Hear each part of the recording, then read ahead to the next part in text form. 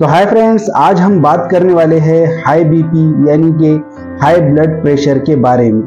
तो आज हम इसमें डिस्कस करने वाले हैं इसके कारण के बारे में, इसके लक्षण के बारे में और साथ ही साथ हम डिस्कस करने वाले हैं इसके ट्रीटमेंट के बारे में। तो चलिए शुरुआत करते हैं। तो मैं आहद राज आपका स्वागत करता हूं मेरे अपने YouTube चैनल पर।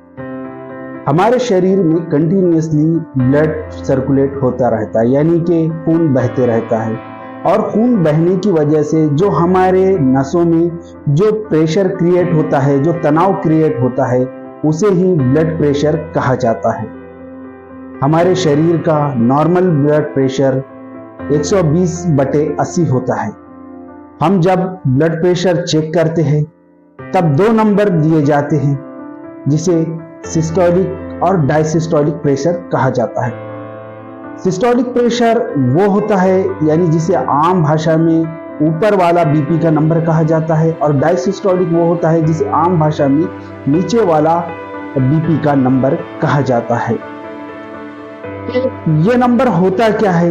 नॉर्मली ऊपर का जो नंबर होता है वो नॉर्मली होता है 120, और जो नीचे का नॉर्मली नंबर होता है जिसे डायसिस्टोलिक प्रेशर कहते हैं वो 80 होता है।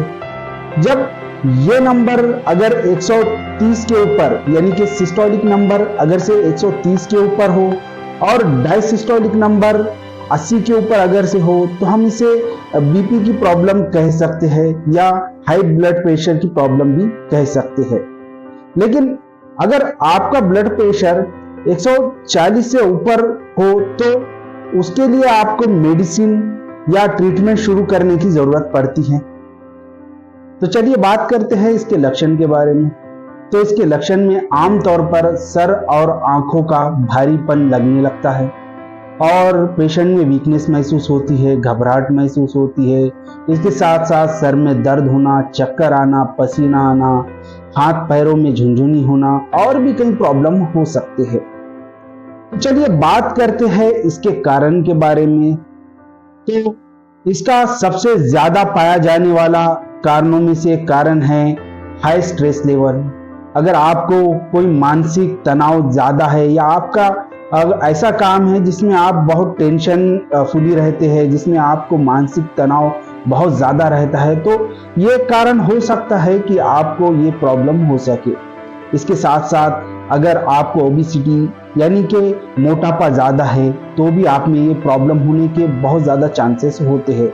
साथ ही साथ अगर से आपको स्मोकिंग की आदत है या आपको ड्रिंक की आदत है, यानी आप सिगरेट या शराब जैसा पदार्थों का सेवन करते हैं, तो भी आप में हाई ब्लड प्रेशर होने के बहुत ज़्यादा चांसेस होते हैं।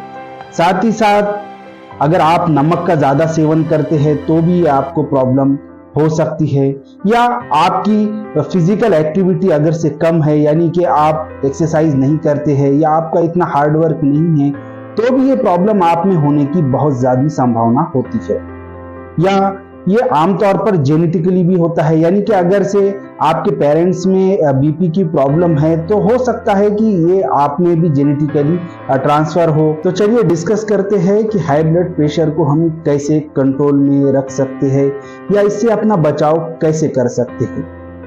तो इसके इलाज में आमतौर पर अगर किसी को किडनी की कोई प्रॉब्लम है या थायराइड की कोई प्रॉब्लम है तो उसके अकॉर्डिंग उसका इलाज किया जाता है, और साथ ही साथ पेशेंट को एग्जामिन करके उसके कुछ टेस्ट कर उसको ट्रीटमेंट दिया जाता है। यानी कि अलग अलग पेशेंट को अलग अलग इसका उसके कंडीशन के ऊपर इसका ट्रीटमेंट दिया जाता है, और साथ ही साथ पेशेंट को एक हेल्दी लाइफस्टाइल सजेस्ट की जाती है जिसमें पेशेंट को डाइट वगैरह दिया जाता है, और साथ ही साथ पेशेंट को मिनिमम 45 मिनट्स यानी कि दिन में से कम 45 मिनट तक एक्सरसाइज करने की सलाह दी जाती है।